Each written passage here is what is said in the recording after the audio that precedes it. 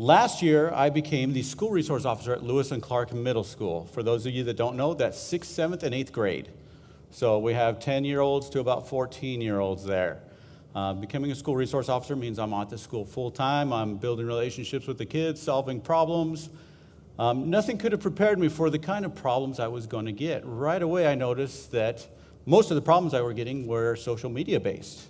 Whether it was bullying, whether it was sexting, whether it was cheating on homework, all kinds of social media computer problems.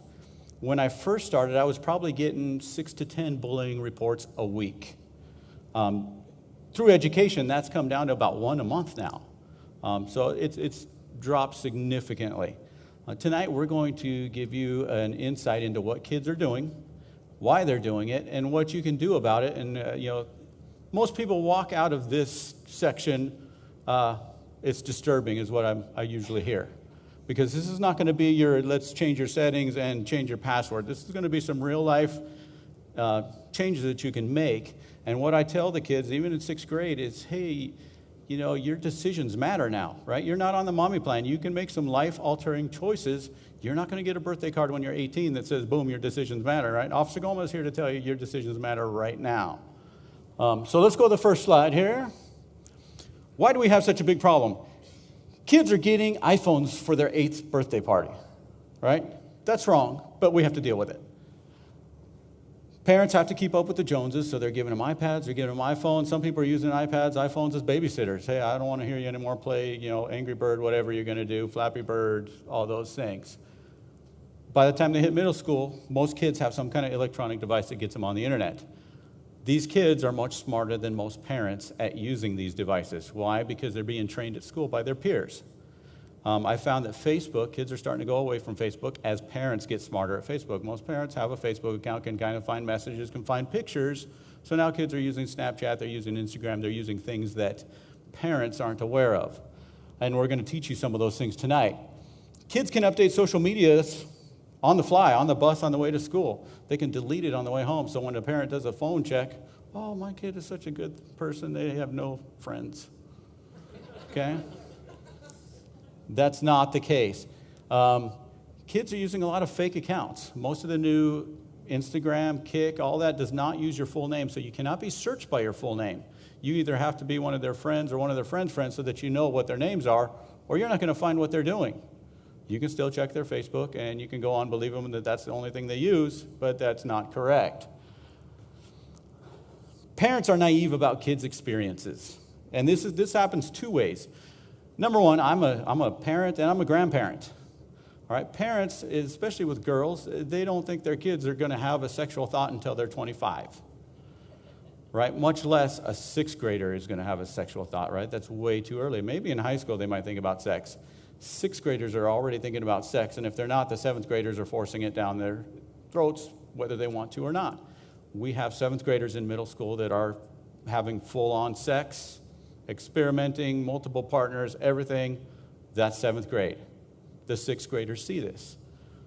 Parents still have a hard time with that. Parents have a hard time understanding that there are predators who don't have jobs, who stay in mama's basement, and they hunt your kids. I mean, they literally are hunting your kids all day long to either get naked pictures, to go out on dates with them, and these are professional predators who are from the ages of 20 to 60. Okay? I'm going to let you guys in on something. In the month of January, we arrested 5 guys in Meridian who came to meet us at the park thinking they were going to have sex with a 13, 14, 15-year-old girl. Okay? The reason we caught them, and we're kind of going to go over this, we have fake accounts at the middle schools, at the high schools to kind of keep track of the students and what's going on. So using my fake account, which I only have kids that I know at the school, I get these 30, 40, 50-year-old guys that friend me. Hey, how are you doing? So, of course, hey, how are you doing? And then through the course of that, pretty soon they want to meet us at the park. Oh, absolutely, I'll meet you at the park. Right? I'll be wearing pigtails, but you'll be wearing handcuffs by the time the night's done. Okay, let's go to the next slide. I came up with a couple of concepts through all my talking with kids. I talk to kids at lunch. I talk to them before school. Any middle school kid and high school kid does not need more than 200 social media friends. I found that your social media friend number, whether that be 2,000, 3,000, 4,000, is directly proportional to the amount of bullying you get. All right, so most of the kids who have 200 or less, they hardly ever get bullied, and if they do, it's easy for them to block and delete them. Right? If you have 3,000 friends, you can block somebody today, and you're going to have 3, 4, or 5 more bullies tomorrow because you don't know these people. What I have found is after your 200 friends, people become anonymous. Once people start becoming anonymous, they start saying things they wouldn't say in normal conversations. If you keep your 200 friends, most likely you know most of those friends, and they're afraid to say something bad. Once you go past that limit, that's where the problems begin. The next policy, at middle school we have a no-touch policy. You're not supposed to touch people. Do they touch people? All day long. But it's a no-touch policy. Online, I want it to be somebody you touch on the shoulder policy. Make sure you know people. I friend all the kids at Lewis and Clark that I can. I probably have 400 or 500 friends there. And I tell them at lunch, hey, I'm your friend on Facebook. Oh, that's gross, Officer Gomez. Right? Delete me. I challenge you. Well, how am I going to delete you if I don't know who you are? Delete everybody you don't know, and you'll have deleted me. And so then they're welcome to come by my office and see if they deleted me or not. And some do, and some don't. Some will go delete 10, some will delete 20, and if they get me, they don't get me. Then pretty soon they get old and they don't care. Or they say, I'm just deleting my whole Facebook account. By the way, that means nothing, because you can delete your Facebook account as soon as you log in with your username and password, your whole Facebook account is back. Right? So deleting your Facebook account means absolutely nothing, in case they tell you that. The last one's harder for parents, right? To date, nobody's exploded for not having internet, right? But when I mentioned it to parents, hey, some kids are not mature enough to have social media. Oh my goodness, right? Their kid is going to die. They're not going to breathe. And the kid especially thinks they're going to die. There are people that live without the internet, and they live just fine. Let's go to the next slide. Okay, so I teach a 6th grade, almost most of the 6th graders, and I always ask them, what percentage of the kids have social media? And most of it, the 6th graders, 7th graders, Facebook. Instagram is hugely popular, but most of this is Facebook. 6th graders, 60% of them have Facebook. Facebook requires you to be 13. That means that you have to enter a fake birth date if you're going to have a Facebook account. Most 6th graders and half the 7th graders have to enter a fake birth date. As do they on Instagram, on Twitter, on all those things, they have to enter a fake birth date. Most parents know they're entering a fake birthday to get on there. All right, so parents, knowing that Facebook has set a 13-year-old limit, they allow their kids to bypass this because Johnny down the street has it, Sally has it, all their friends have it, Aunt Sue has it. It can't be that bad, and I'm monitoring it. Okay? There's some good reasons why we need it to be a 13 age limit. Kids just cannot handle some of the concepts that come across, and you don't want them to get some of those concepts that come across, I promise. Let's go to the next slide. All right, so here's the age requirements for most of the popular applications that kids are using. Right? Where do sixth graders fit into that? Nowhere. Earlier this year, we had an Instagram problem in the 6th grade. Somebody made a fake account and was just talking trash about a bunch of the 6th graders. Every 6th grader in our school was trying to hunt down the person who was making a fake account. So for about 2 weeks, nobody got anything done. We had a couple fights. We had all kinds of parents call me, Officer Gomez, my kid is being bullied. What are you going to do about it? Hey, well, how old are they? Well, they're 10. Well, delete their Instagram account. Well, you're asking me to punish them because of what somebody else is doing? Like, let me ask you something. Do you lock your doors at night? Well, yeah. Why? To protect myself. Afford the same thing to your kid. Protect them. Right? Why are we talking if they're not having a problem? They're having a problem because they're not old enough. Let's get the right age groups going. Access to social media. Almost everything accesses social media. For the rest of this presentation, I'm just going to say it that iPhones and iPod Touches are the same thing. They can both access all the same things. An iPod Touch is no safer than an iPhone. Right? You can talk, you can chat, you can send pictures, you can do all the stuff you shouldn't be doing on an iPod Touch. So let's just consider those the same. All these things are not only in your house, they're at grandma's house, they're at their friend's house. Right? So you can be as secure as you want, and if Johnny's mom and dad don't secure their stuff, guess what? Your son's getting their information as well. Home computers and Minecraft. Minecraft, I've been asked a lot. Hey, Minecraft is popular in the 6 to 12-year-old kid range right now. It's kind of a blocky world where you make different things. I've been getting a lot of reports of predators preying on kids through Minecraft. And people, oh, why would somebody do that? I say, okay, you know what? If I'm going to go hunt deer season opens, I'm not going to go to Boise Town Square Mall to hunt deer. The deer are not there. I'm going to go up in the mountains where there's deer. A professional child molester who wants to go after kids is going to go where the kids are at. The kids are on Minecraft, right? So they build up a bunch of resources, and they offer to trade them resources for them to get on Skype or something, take off their clothes, and send them inappropriate pictures. So Minecraft's becoming a problem. You have to watch out anything that connects, and all these things connect. Let's go to the next one. Okay, what are kids using these days? 6th and 7th graders use Facebook and Instagram. High schoolers are using Instagram and Twitter. Most kids are using Kik. You can see the ones that I think are bad and shouldn't be used have the bad word on them. Kik is one of those. Kik is run by a Canadian company who we have a hard time dealing with because, number one, they don't save any chats. Number two, they don't really have to abide by United States subpoenas or search warrants or those kind of things. They are trying to be helpful, but because they're a Canadian company, they're kind of in a world of their own. And if we have to depend on their information to find a lost kid or an abducted kid, we're going to be in trouble. Plus, we have a lot of spam bots that are going around and just hitting every user they can for inappropriate pictures. And they're very sneaky about the way they do it and get a lot of information that way. Snapchat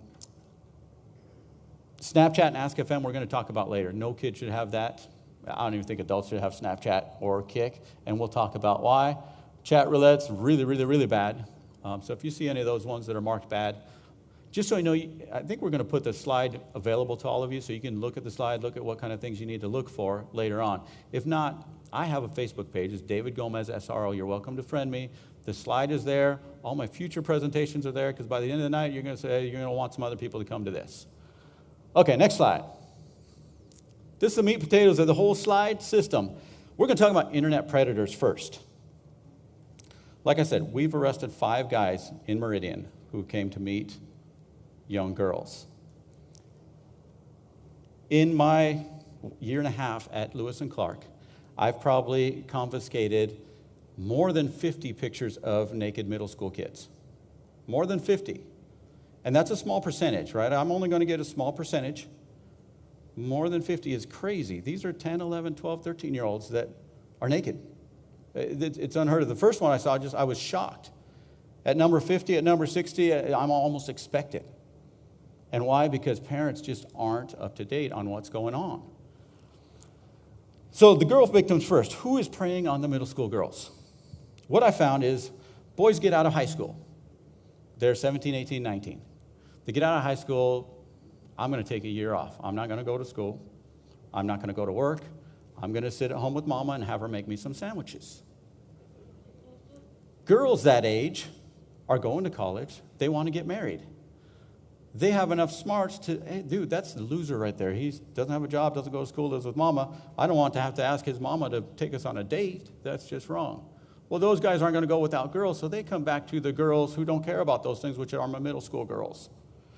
Right? And every middle school girl that gets contacted by a 17, 18, 19-year-old boy, especially if he has a car, oh, they're so mature. No matter what, they're so mature. They got so much going on. It's so exciting. And in reality, when I was in middle school, way long ago, I think the girls were the same, right? If they got an older guy who paid them attention, they thought they were so mature. Well, I'll never date a guy my own age because they just don't talk like those other guys. These days, just with the internet access, they're just much more accessible. So what I'm teaching the middle school girls is, hey, look, if the guy doesn't have a job, he doesn't go to college, and he lives with mom, that's a loser you shouldn't be talking to. And that rule's good till you're 50. All right? The second biggest predator on my middle school kids, especially the girls, is their peers. Okay, so the boys in middle school have decided that they can get naked pictures of their middle school classmates. And that's a huge problem. Girls that are not so popular, if you want to become popular, you send out a booby picture and you are instantly popular. Every boy wants to date you. Okay? Girls that are popular and don't want to send a picture out, as soon as there's a guy they like, he's going to pit them against somebody else and say, hey, look, you know what? I really like you, and I really like Susie over here, but Susie sends out naked pictures and you don't. right? So they talk them into sending pictures that they wouldn't normally send. The other problem we have is that 11, 12, 13-year-old girls are still in My Little Pony land, all right? Especially if they have a dual-parent family with a church background. Those are the ones that are most susceptible to send out pictures. It's kind of strange. My girls that come from the trailer park have a single mom who's had a bunch of boyfriends. They've heard the I love you, trust me stuff before. I heard that stuff from my mom's boyfriends. They don't have as much access to the social media, and they've a lot more boy smart a lot earlier because thanks to mom and boyfriends. The other girls, parents have never had a fight. They go to church. Everything's perfect. When a guy tells them they love them, trust me, you can send me a picture. That's how you're going to show me that you really trust me. Girls want to trust them and send them out. Okay? I'll tell you a little story. Last year, I had a girl come into my office, super strong religious girl, very high morals, never even cursed, I don't think. Wears sweaters up to here, never holes in her pants. Very cute little girl. Boys treated her like she had the plague. So she comes to my office, Gomez, boys don't like me. I said, that's a good thing. Right? That's a good thing. You need to concentrate on school. But all her friends were getting asked on dates. All her friends were getting chatted with. Boys knew her reputation. They knew how they had no chance of adventure and fun with her because they knew what her morals were. She desperately wanted boys' attention. So in comes a high school kid from another school who doesn't know her reputation. He tells her how beautiful she is, that he wants to date her, that he wants to, marry her someday, all this other stuff. So she's loving the attentions the first boy has ever talked to her. Well, as this boy asked her for pictures, she's like, no way, I don't do that. So then the boy starts withdrawing. She's so desperate to keep his attention that against all her beliefs and all her knowledge, she sends pictures to him anyways. Okay? That's not a bad kid. I promise it's not a bad kid. It's just she gets wrapped up in the time and the ages, and parents weren't quite on top of it how they should be, which they are now, but this is happening over and over and over again, right? It's not bad kids that are doing this. We got straight 4.0 students, office aides are sending naked pictures out. So then boys, parents, I don't have to worry about my boy. Nobody's going to prey on him, right? It's all guys preying on girls. Okay, so last year, 2 sixth graders get a random chat organizer, which is Omegle or Meet Me. They get hooked up. They put their 11. I like soccer, and it sets them up with somebody. They start talking to 16, 17-year-old hottie girl. Hey, how you doing? Right? 16, 17-year-old hottie girl, after they've known each other a long time, maybe a half hour or so. She says, you're not like everybody else. I'm very lucky to have found you online. I'm very lucky that I met you. You're special. You're unique. I really like you. She says, if I send you a topless picture, will you send me one back? So here's this 11, 12-year-old, 13-year-old boy who's getting a topless picture from a girl who he's been talking to. His brain is instantly mush. Okay?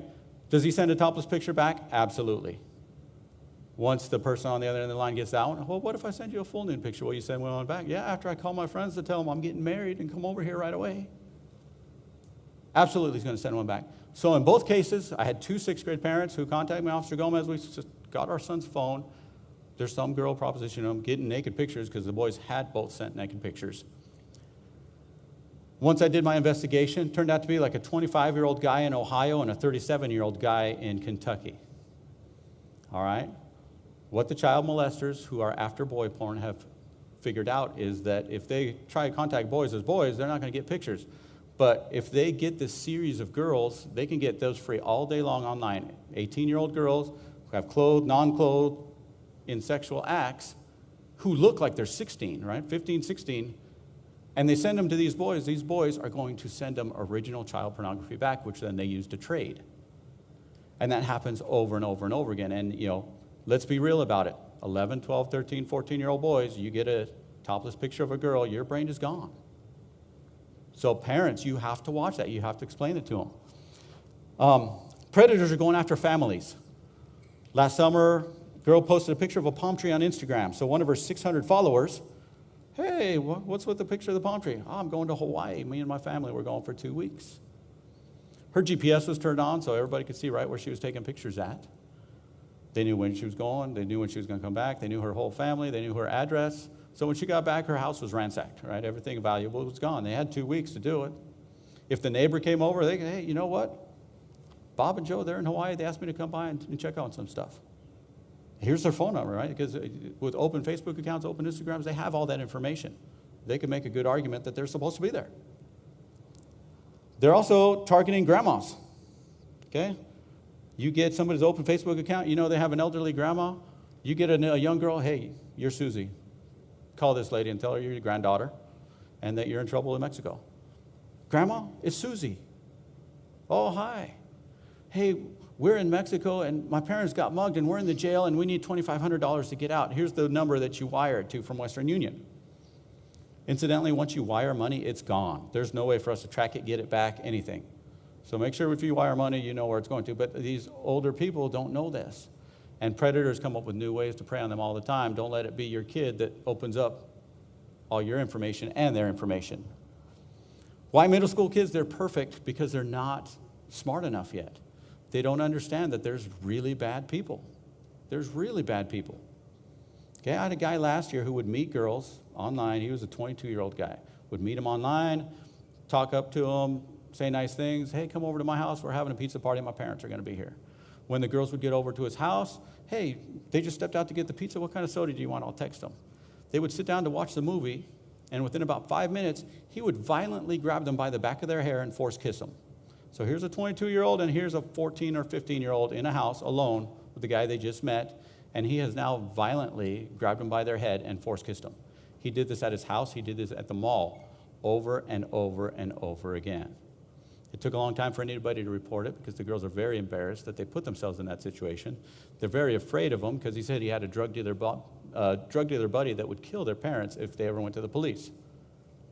Okay, this guy was very effective because he practiced over and over and over again, but boys aren't even ready for that, right? And it's happening right here in Meridian. Sexting. All right, so sexting, we count sexting basically sending naked pictures back and forth. Even though it is, you can chat with people about sex back and forth. Again, 50 naked pictures that I've gotten, it's well over that. That just sounds like a good number. The girl who's under 18, who takes a picture, a selfie in the mirror, right? That's what they call them, is selfies. They take that picture and they send it out to their boyfriend. That's a felony crime, dissemination of child pornography, for which she gets charged. Okay? The boy who receives that picture and keeps it and doesn't immediately delete it and let a parent know, possession of child pornography, felony crime. The boy who gets the picture from his buddy and sends it on, felony dissemination of child pornography. Okay, in each of those cases, I take all the phones, they never get them back. Why do they never get them back? At the police department, I have a machine that can go back a year or two and get all the pictures that have been deleted and erased from the phone, right? They're never really deleted and erased. I guess if you put it in the blender, it can be, but usually not. So if I can do it, the bad guys can do it. So are we ever going to give a phone back that's had child porn on it? It's to protect the kids. Plus, it's also a good deterrent for them not to send those pictures out. Right? And it always happens. I trusted him. I sent him my picture. And now I hear from a different kid at a different school that they got my picture. Right? That's where suicidal thoughts start happening, because now 4 different schools have this poor girl's picture. Horrible. How do I find these pictures? When I give this class, I tell them about, people are going to trade those pictures. They're going to blackmail you. Your best friend right now is me, because I'm going to go try and get all those pictures back at any cost. And I may get them back, I may not. If it hits the internet, it's basically like trying to unscramble an egg to get the pictures back. But other than that, I will go scare some kids, at least scare them into deleting them if I can't get their phones. Again, felony crime, super important. Cyberbullying, we're going to talk about in a couple more slides. Suicide attention seekers. You're having a bad day. Parents told you couldn't wear a short skirt to school. Whatever happened, boyfriend broke up with you for the 3rd time. You need some pick-me-ups. So what the kids are doing, and this is boys and girls, they take the little pencil sharpeners, little plastic pencil sharpeners, they put them on the ground, they step on it and break it. They get the little razor blade out of there, and they start cutting themselves. And they put it on Instagram for everybody to see. What is everybody on Instagram? Oh, you're the most beautiful person ever. Don't hurt yourself. I love you. Nobody's as awesome as you. Call me, text me, friend me. All these things. What does everybody else see? Hey, if I need a pick-me-up, I can break an eraser. I can break a pencil sharpener, get the razor blade out, cut myself, and I'm going to get an instant pick-me-up. The problem with that is you can only do that so many times before somebody calls your bluff. Dude, we seen that last time.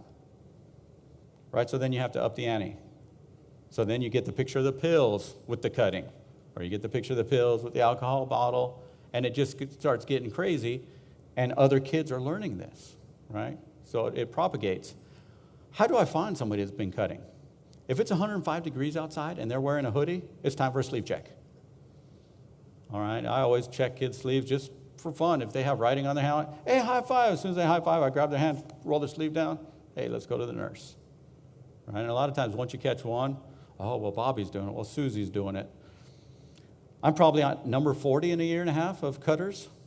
Are they all trying to commit suicide? No, most of them are trying for the attention, but sooner or later, they have to up the ante, right? And if they start at 6th grade, guess what? By the time they get 8th, 9th grade, they've upped the ante quite a bit, and we start having bigger problems. Distorted reality. Okay, online, things are distorted. And one case in point, Facebook, I get a girl who comes in, Officer Gomez, my boyfriend cheated on me, and I don't think I can make it through the rest of the day. No one's going to cheat on the girls here at my school. Where is he? I'll call him in here right now. Well, he lives in Texas. Well, when's the last time you saw him? Well, I've never seen him. What? Well, we got Facebook married like 2 weeks ago. What? Yeah, and he cheated on me because he talked to another girl. My friend sent me a screenshot. Get out of my office. Right? It's a distorted reality. And if you don't think it's a distorted reality, go on to the Idaho Statesman. Look at any kind of major story and look underneath at the comments at what happens. If there's more than 10 comments, people get crazy. They start talking about going to each other's houses and killing people and dragging them through. They just get crazy. No normal adult would talk like that in real life to each other face to face. But however, I'm telling you, Idaho Statesman, every single day, almost every article, if it goes on more than 10 comments, there's some crazy people talking on there. So imagine what happens to these middle school kids who are still feeling everything out. And they're extra sensitive. They don't know when to walk away. This becomes their world, right? It becomes their world. Theft of devices, huge problem. At middle school, they're supposed to bring their phones into school, put them in their lockers, and get them out at the end of the day. Does that happen? Are they texting during class? Absolutely. Teachers used to take phones from kids when they saw them texting in class. However, that becomes such a huge problem that they are very not willing to do that. Because what happens is a teacher takes a phone, gives it to the principal, here comes the parent. I want this teacher charged with theft because they stole my kid's phone. That's our property and they took it. And it happens. It happens all the time. Am I going to file a charge? No. And the parent's going to hear from me, but the teachers have to battle. And then in high school, when the teacher would take a phone, well, yeah, you can have my phone, but I'm going to take the battery and the SIM card before you take it. So now it becomes a 10-minute ordeal just to try and get the phone from this kid. It's just not worth it. So the kids are texting during class.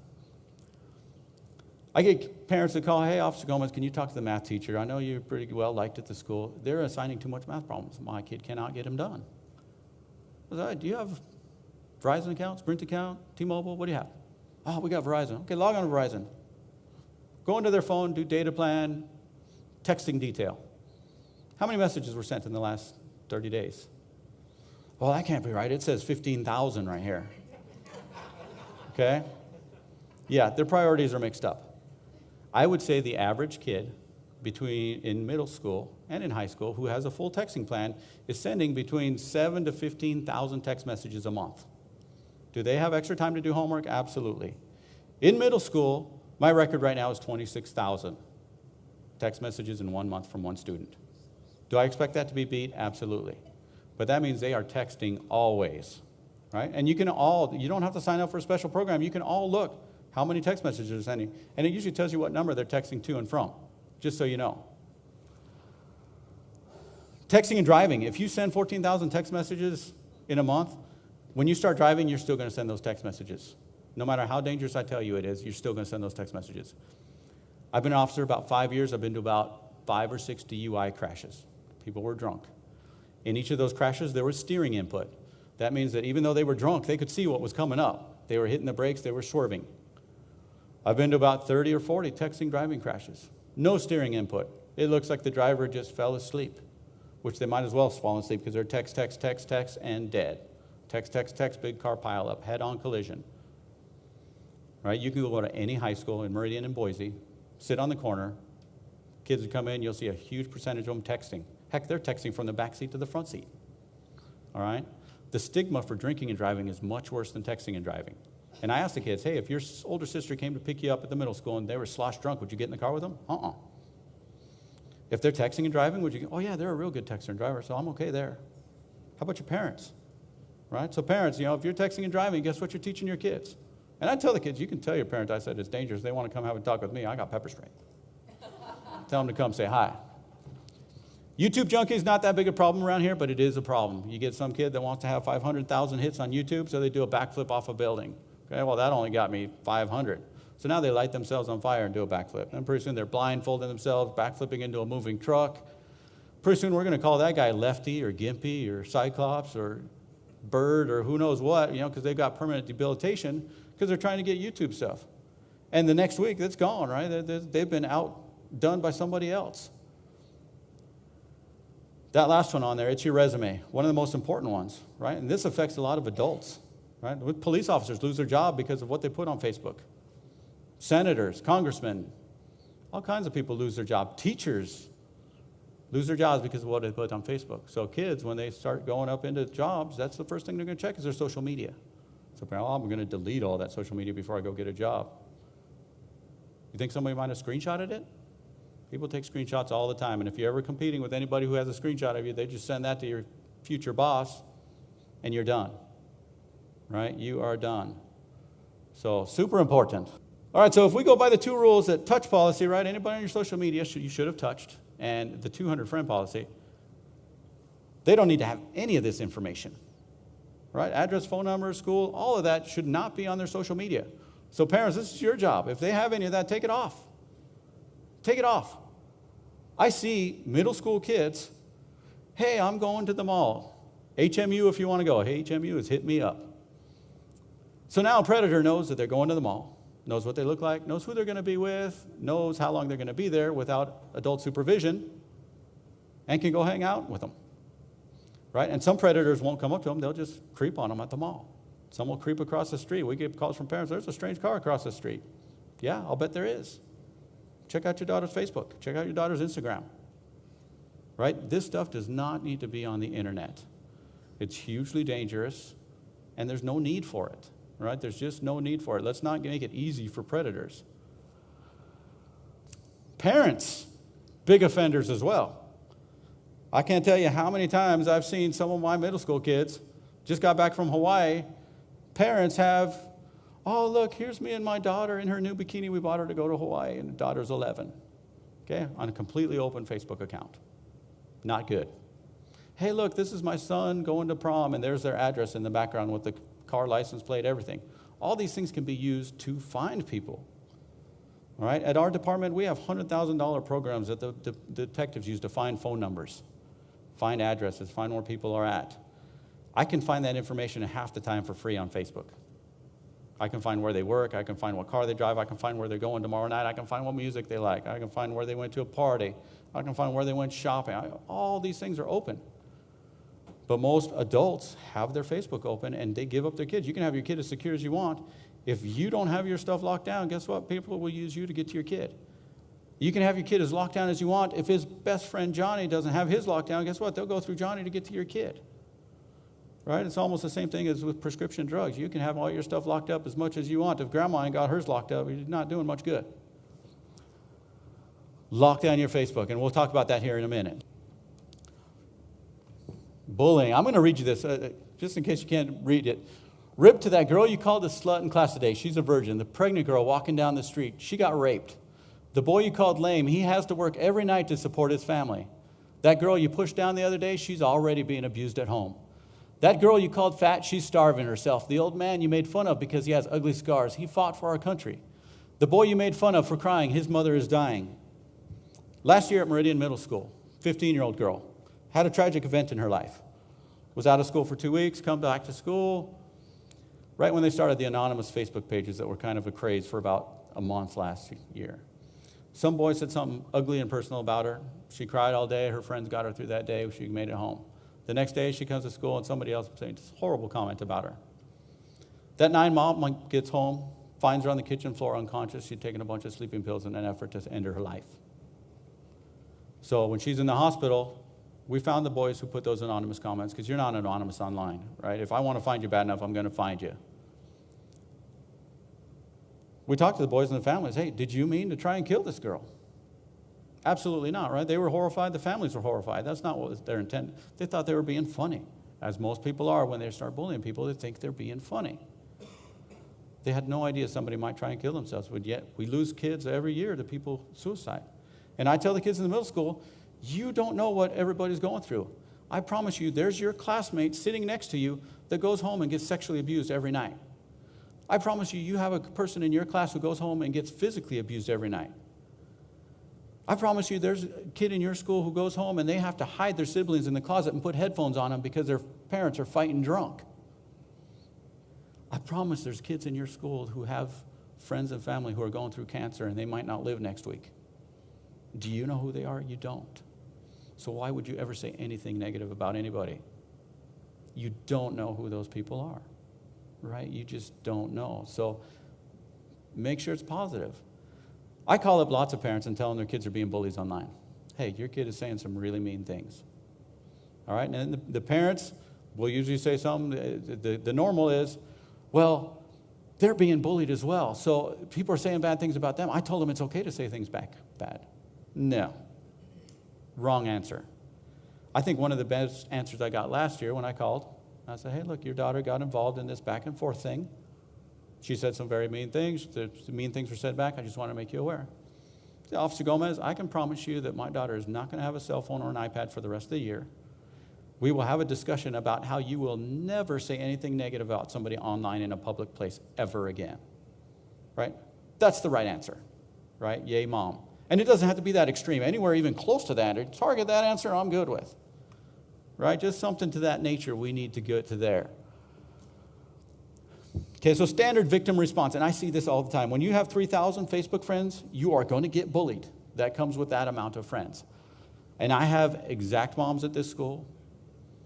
Officer Gomez, my daughter's getting bullied. The school says, okay, who's bullying? So they take care of whoever one person said something bad. Well, guess what? All their friends are going to say something bad about the girl the next day because she's got 3,000 friends, so she has all the girls' friends as well. So the next day, mom goes, well, she's still getting bullied. What are you guys doing about it? Well, about day number 3 or 4, the school's like, hey, unplug the computer. Easy solution. You want me to punish my daughter for something somebody else is doing? Here we go again, right? We're protecting. We're not punishing. So then they come to the police. I'm going to tell her the same thing. Get rid of some Facebook friends. With 3,000, I can't be her personal bodyguard online every day. Get her offline. At least get her down to 200 friends. Well, why won't you do it? I just did something about it. I told you to delete some friends. Okay? They're not happy with that answer. They want it to be somebody else's fault and want somebody else to take care of it. So then they put their daughter in counseling because the daughter is going to commit suicide or something. Counselor says, hey, sticks and stones will break your bones and words will never hurt you. That only works for a little bit. So then they change schools. Well, this school just doesn't do things about bullying. This other school does, so I'm going to take her to that school. All her friends are still online. They follow her to the new school. So that doesn't work at all. So within a couple of weeks, oh, well, it must be Idaho's schools don't care about my kid. So they take them out of school and they take them to homeschooling, which I call Twitter High and Facebook University, because when kids go home under that circumstance, they have 8 hours of nothing but time to cause havoc on the internet. All right? The kids that actually commit suicide because Facebook bullying, they go through each of these steps, but they miss that last step, the most important one. Get your kid off the internet. Some kids are not mature enough for it. Heck, some adults are not mature enough for it. Right? And in the summertime, I get several adults. They'll come in couples sometimes. Oh, yeah, we have this person that we know. They made a fake Facebook account, and they're talking a lot of trash about us. We want you to make them stop, or we want you to fix the problem. It's like, look, I have a super easy solution to this problem.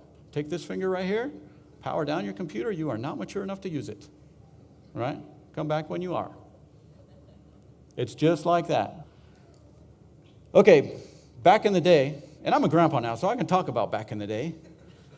You had to bully in person. There was no internet. You had to get bullied in person. And it happened. They'd take your lunch money. They'd say you couldn't play with whatever reason, you would get bullied in person.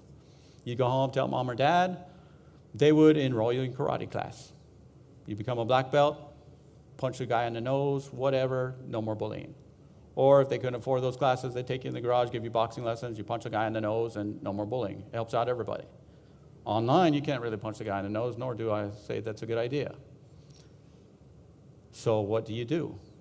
Well, if you're going to give a kid a device that they can get online with, and there's going to be all kinds of people with negative comments, this index finger better become a black belt at blocking and deleting, right? Black belt, block and delete. How do you like me now? That's how it has to be. And if you have 200 friends, it's super easy. Somebody says something you don't like, or they say, hey, you know what, I would burn that dress because it looks like monkey vomit green. Hey, I don't like you, I'm deleting you. It's easy. With 3,000 friends, not so easy. All the applications have ways already built in for you to block and delete people that are bothering you. Do it, it's easy, right? I bet 95 to 98% of the bullying complaints I get can be solved in your own home, right? But most parents these days want it to be somebody else's problem. They don't block and delete the stuff themselves. Again, some children will never be mature enough to use the internet. Never, never, never. Facebook, okay? The Facebook page on the left, that's what 95% of Facebook pages look like to the public, okay? Name, photos, likes, bars, music, friends, kids, everything is on there. That's why I can find people on half the time as anybody else, because their Facebook pages are open. They give everything up. Adults and kids. On the right, that's my personal Facebook page. I got a name and a face. And if you have a kid in middle school, high school, they shouldn't even have the face. Make it be an avatar, right? Make it be a My Little Pony or a big toe or something. There's not a picture, right? They can let their friends know what their Facebook page is. There's no reason to have a picture, because even just having that picture, somebody can screen out that picture, put it on Facebook. Hey, rate me. R-A-T-E, rate me. Right? And even though you didn't put on, everybody's going to come on. Oh, well, that looks like a donkey face. Oh, you got horse teeth. Oh, you got dog ears, right? And that's how it starts. And it gets blown all out of proportion very quickly. All right? The right, that's the right way. The left is the wrong way. Let's go to the next slide. How can you tell? Most people go onto Facebook and secure it by changing their settings in like 4 or 5 places, 8 places maybe. Not good enough. It takes about 30 clicks to secure your Facebook. Best way, you type into Google, how do I secure my Facebook? And it goes through a lot of steps on how to do it.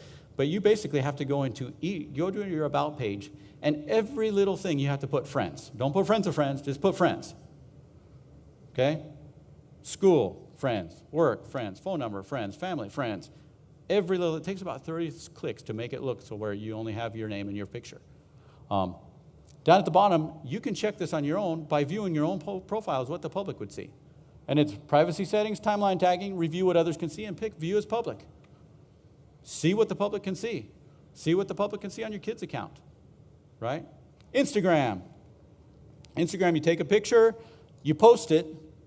People like it, they don't like it, but then they can hashtag it, right? So a third party can hashtag your picture. So now let's say a 12-year-old girl takes a picture in her sports bra and Spankies, which they think is just fine. It's not, but they think it's just fine. They put a picture up. Okay, here's me in my sports bra and my Spanks. The next person who gets it puts the hashtag 13-year-old hottie, Boise hottie, right? Teen cleavage. They start tagging it with all kinds of craziness. So now anybody that searches those is going to pick up that picture, right? It goes worldwide just like that. And every new person that gets it can screenshot it, or they can hashtag it with something new. It gets crazy. Instagram, by default, has the GPS turned on. If this was a live map, I could zoom in to within 6 feet of where the pictures were taken. Within 6 feet. That's where you got the guy parked across the street with his binoculars looking at your kids in their bedroom because they can see where they're taking pictures. Okay, by default, it's turned on. When the bad guys use tricks, I learned the tricks too. This summer, somebody was having a marijuana grow in their bedroom. They were posting pictures of their marijuana plants, which they were naming, and they had their Instagram GPS turned on. So we could see where their marijuana plants were, we could see where they were selling marijuana, and we could see what, where they were smoking. So we got a couple search warrants, went and took the marijuana plants, took everything. Took them to jail. Right? And it happens all the time. The criminals, sometimes they haven't had the internet safety class, so they're just as bad. Snapchat. Horrible, horrible, horrible program for any kid. All right, and I get parents that come up and, oh my gosh, I'm so good. My kid and I are Snapchatting. Look how cute this is. It's dangerous. Snapchat, you take a picture, You spin the dial and you say between 4 and 10 seconds.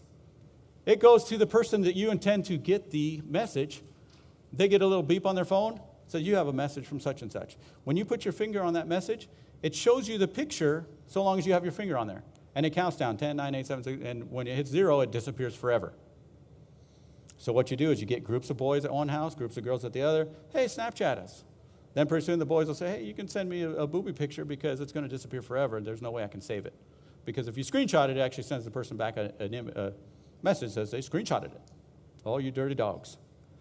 So what the boys quickly learned is that this is my phone with a Snapchat picture. Here's my secondary phone that I'm taking pictures and video with.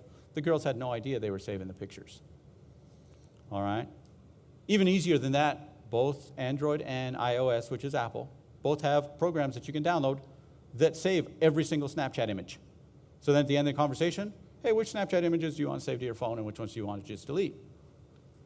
I'll bet that 80% of the nude photographs I'm getting at middle school level right now and high school level are done with Snapchat. The way you can tell a Snapchat picture, I should have one up here, but it's got a band across the middle with text usually. And it's easy, it's a Snapchat picture.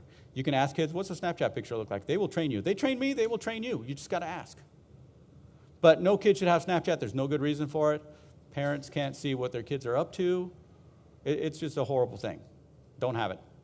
Next one. Ask FM is basically bullyme.com.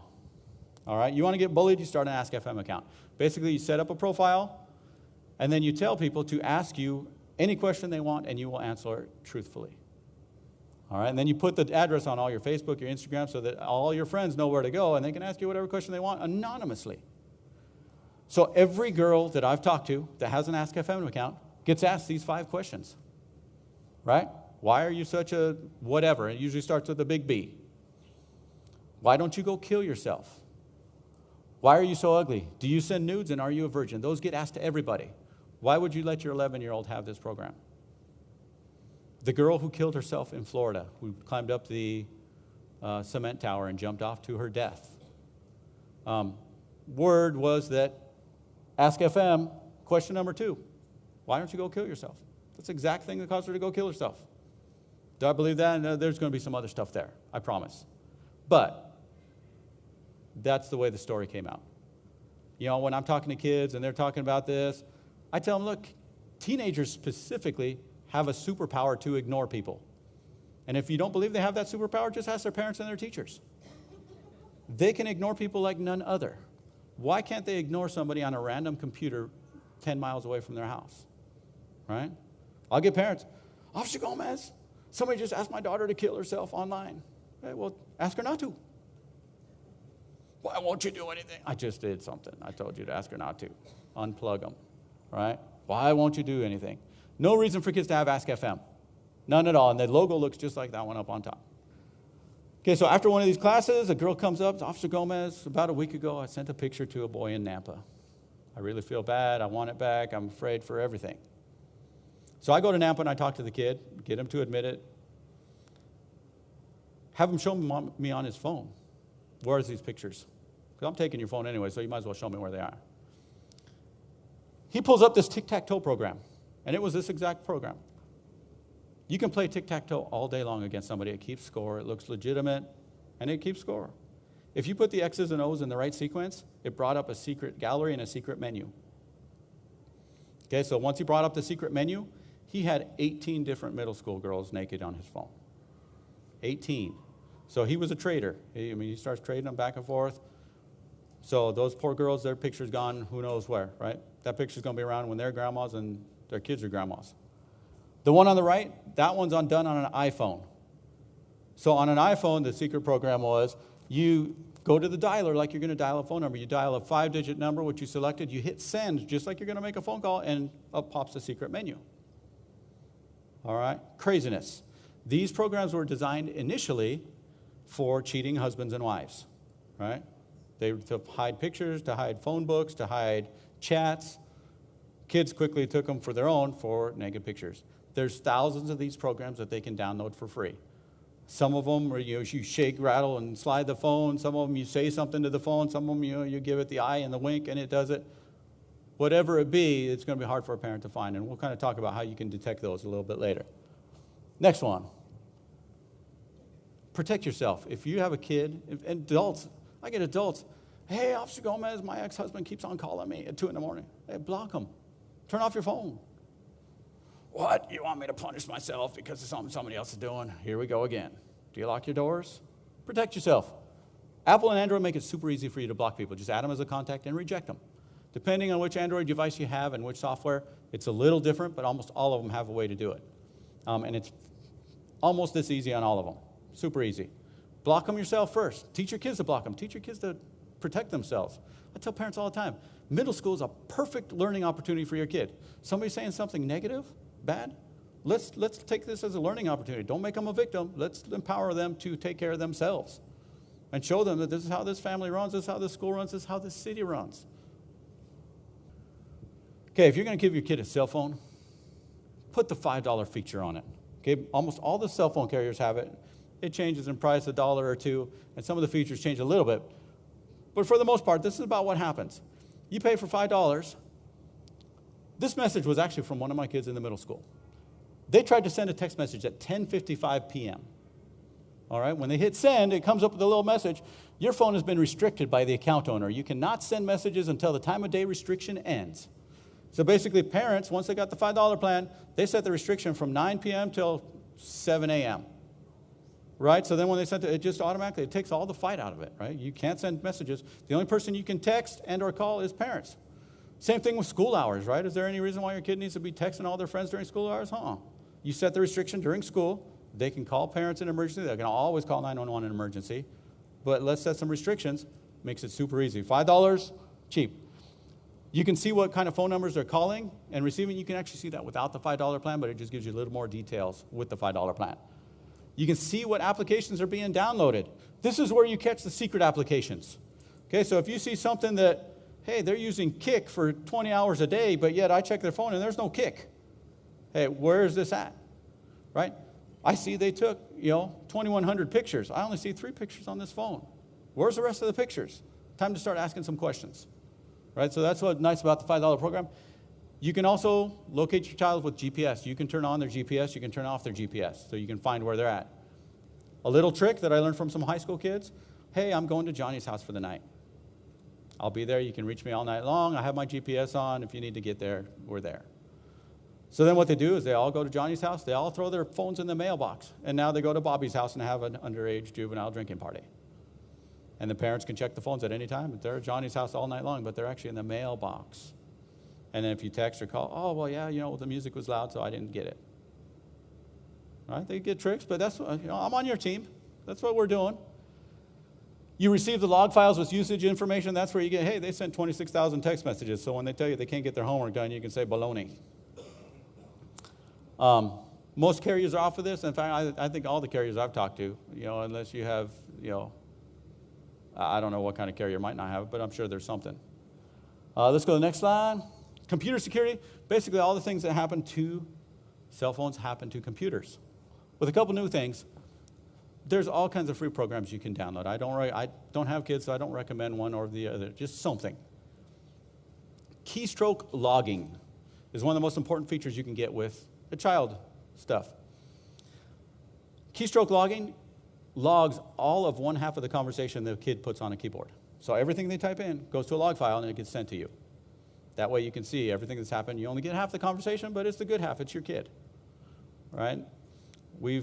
They've found kids that have disappeared like that because they can see what they were typing, who they were typing to, and they can go, retrieve them.